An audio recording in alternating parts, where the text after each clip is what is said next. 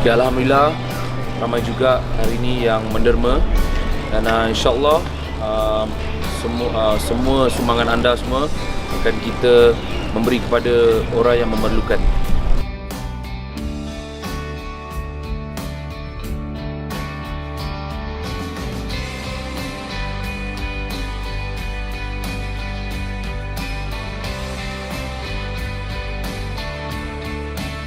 Terima kasih kepada semua yang menderma. Semoga diberkati oleh Allah Subhanahu Wa Taala. Amin.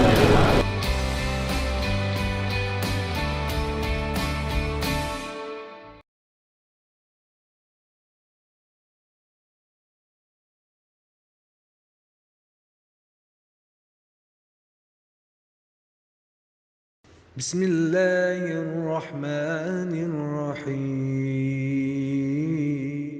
شهر رمضان الذي أنزل فيه القرآن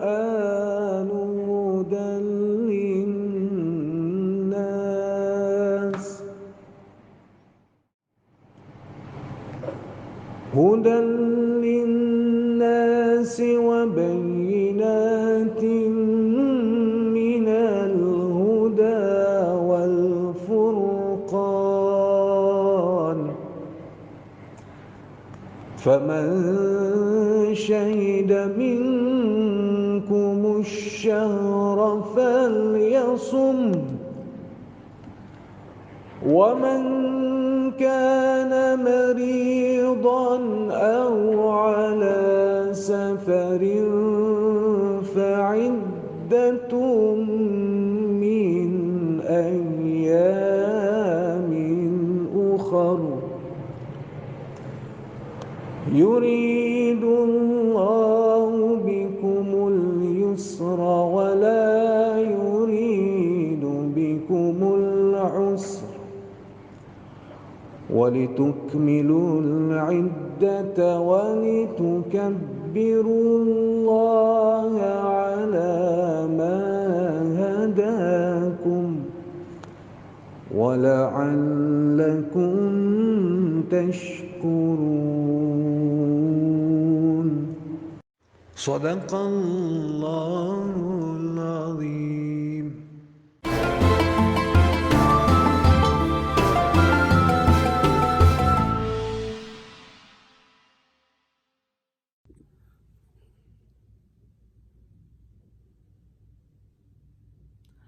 Assalamualaikum warahmatullahi wabarakatuh.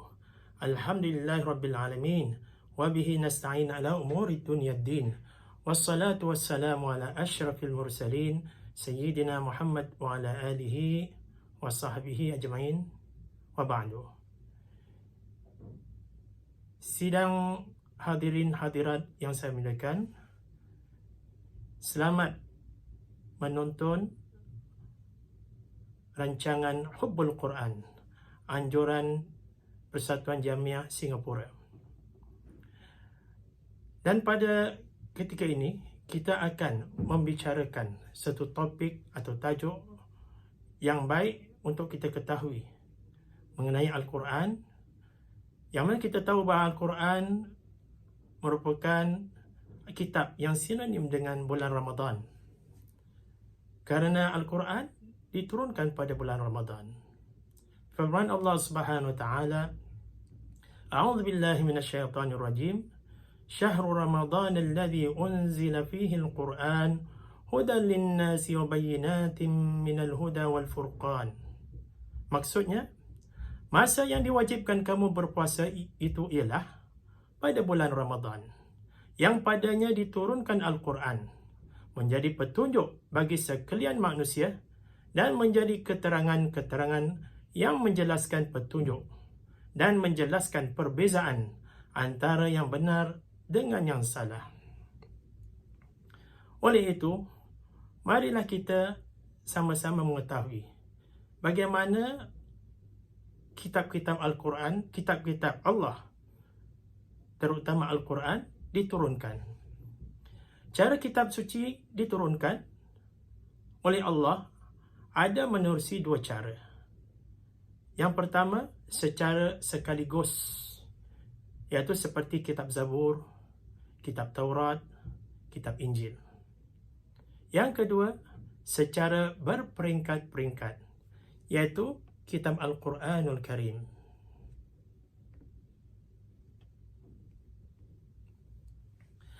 Penurunan Al-Quran secara berperingkat-peringkat adalah melalui pertama.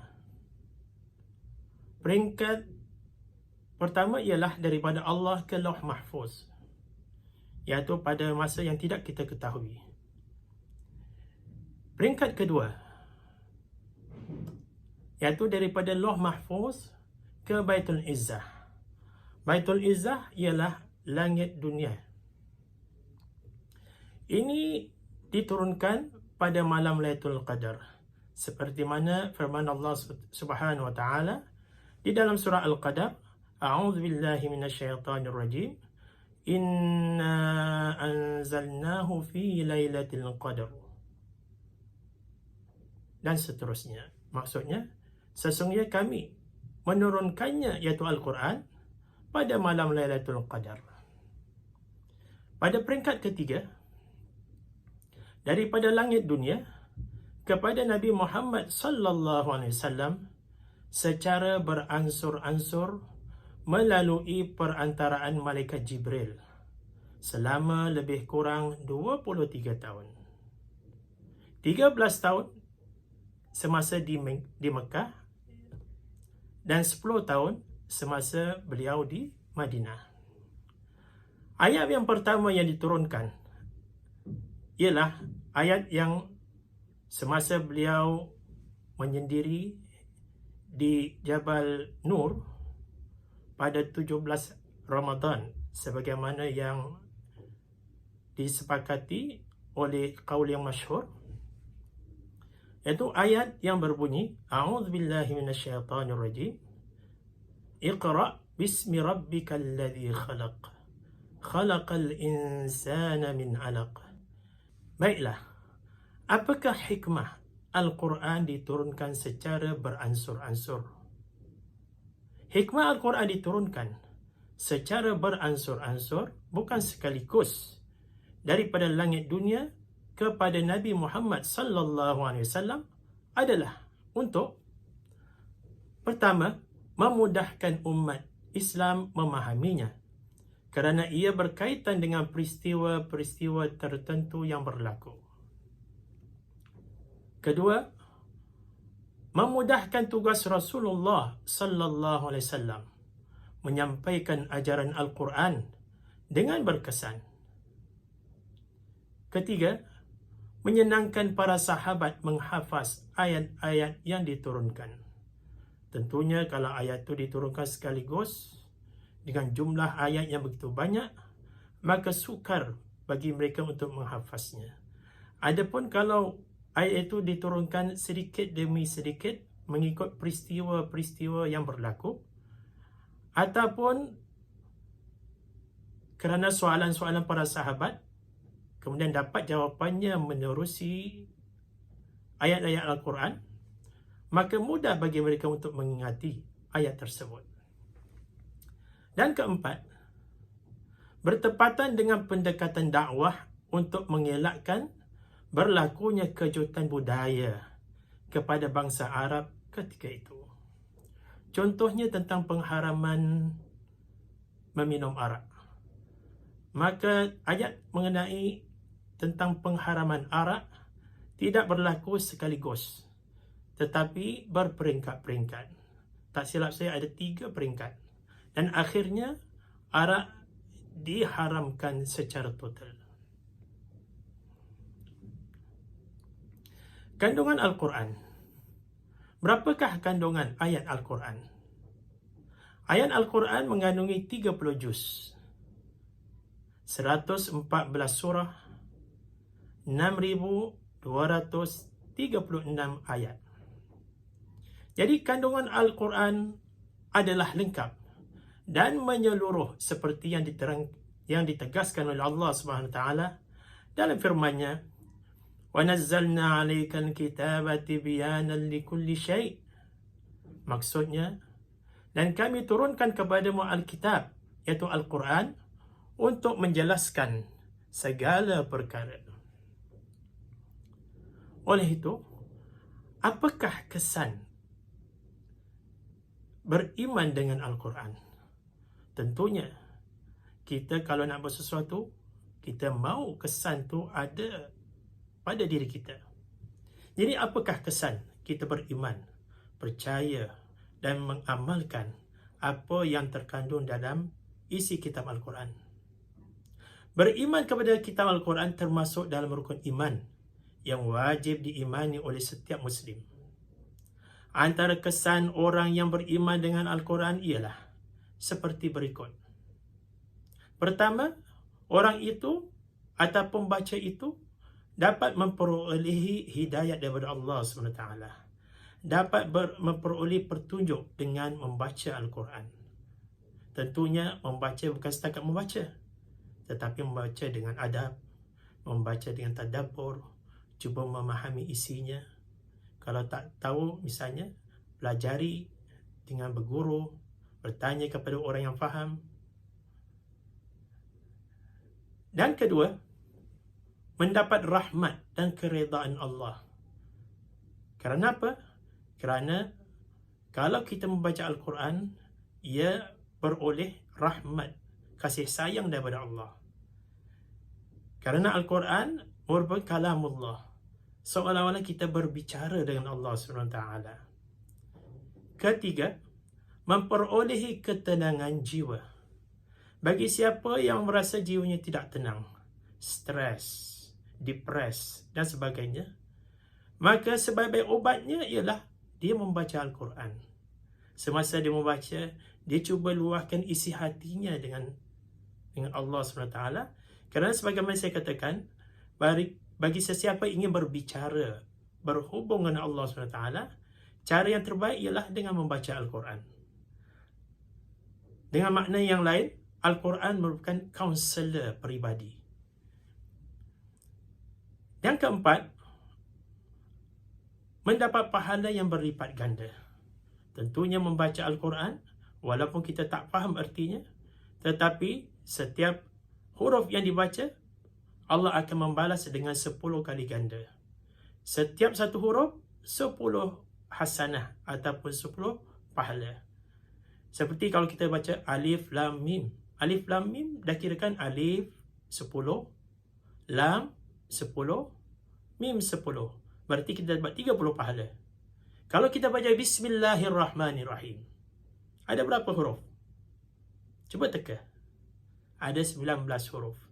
Kali 10, ada 190 huruf. Cuba kalau kita baca Fatihah, ada berapa huruf? Cuba teka.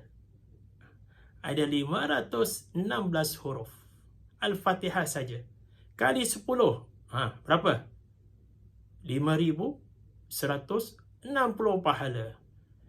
Satu pahala agak-agak berapa besar? Kita tak tahu. Wallahu a'lam bishawab. Tetapi Allah sudah simpankan untuk kita nanti di akhirat. Seterusnya, seseorang yang membaca Al-Quran akan mendapat cahaya pada wajah dan memperoleh syafaat pada hari kiamat. Maksudnya, orang yang rajin baca Al-Quran akan diketahui nanti di hari kiamat dengan putihnya mukanya dengan cahaya. Itu pertanda bahawa semasa di dunia, dia rajin, suka membaca Al-Quran. Dan Al-Quran pada ketika itu akan datang memberi syafaat kepadanya. Akan datang menolongnya, akan datang untuk mempertahankannya. Kerana semasa di dunia, si fulan itu rajin membaca Al-Quran. Dan seterusnya, antara kebaikan membaca Al-Quran ialah orang itu mendapat syafaat daripada Al-Quran dan diberikan Allah ketika di dalam kubur dan pada hari kiamat. Iaitu mendapat syafaat bukan hanya di hari kiamat saja, tapi dalam kubur juga. Menjadi temannya nanti di dalam kubur. Dan seterusnya, masyarakat yang rajin, yang suka, yang dekat dengan Al-Quran, masyarakat itu akan hidup sejahtera, berpandukan dengan bimbingan Al-Quran. Dan terakhir, seseorang ataupun masyarakat yang suka mengamalkan Al-Quran, sama ada mengamalkan dengan cara membacanya ataupun mengamalkan isinya, ia akan mewujudkan satu masyarakat yang berilmu dan bertakwa. Dengan ini, saya akhiri kalam saya dengan Assalamualaikum warahmatullahi wabarakatuh.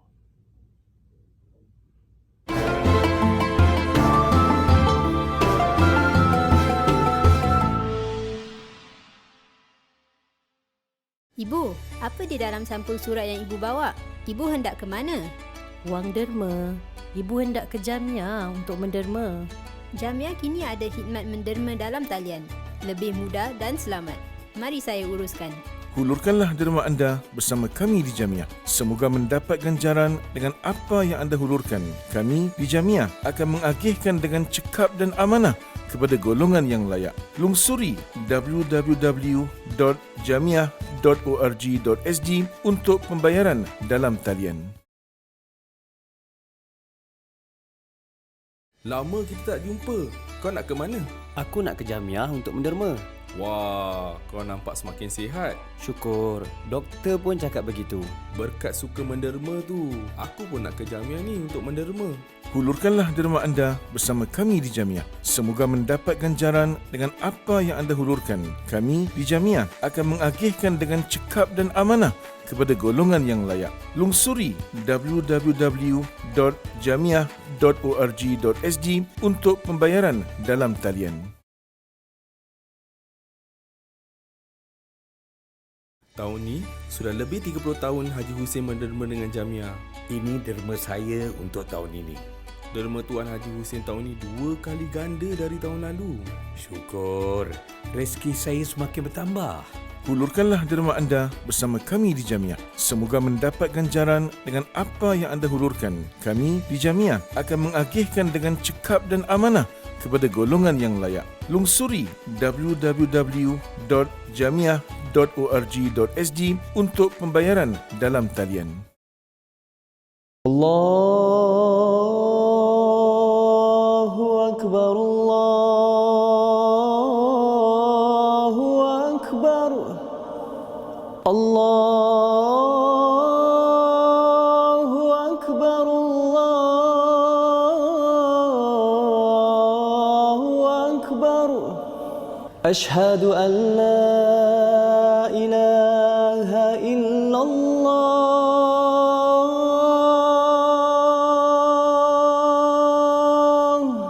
أشهد أن لا إله إلا الله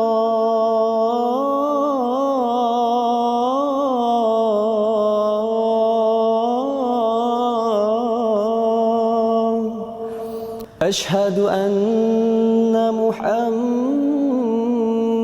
رسول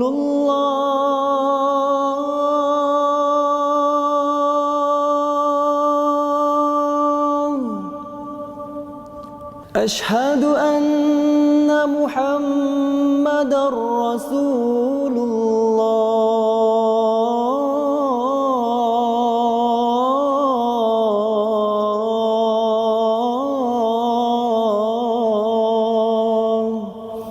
حي على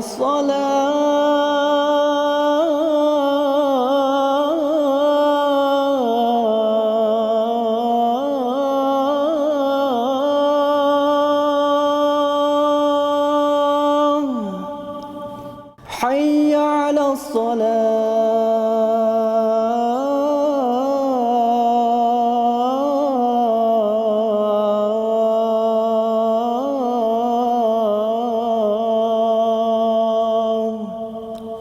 حي على الفلاح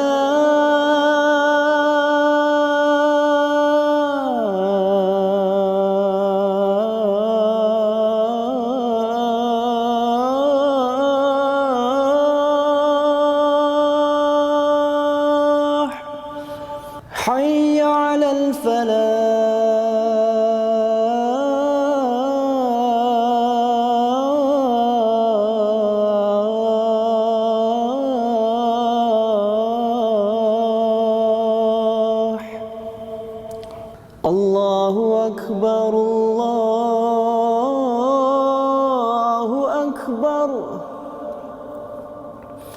لا إله إلا الله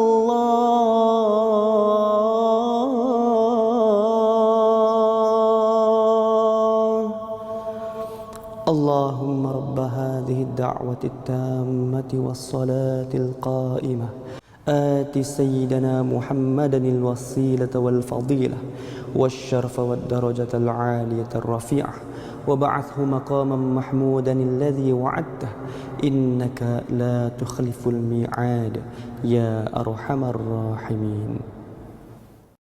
Jamiah Singapura mengucapkan selamat berbuka puasa. Terbitan produksi Jamiah Singapura.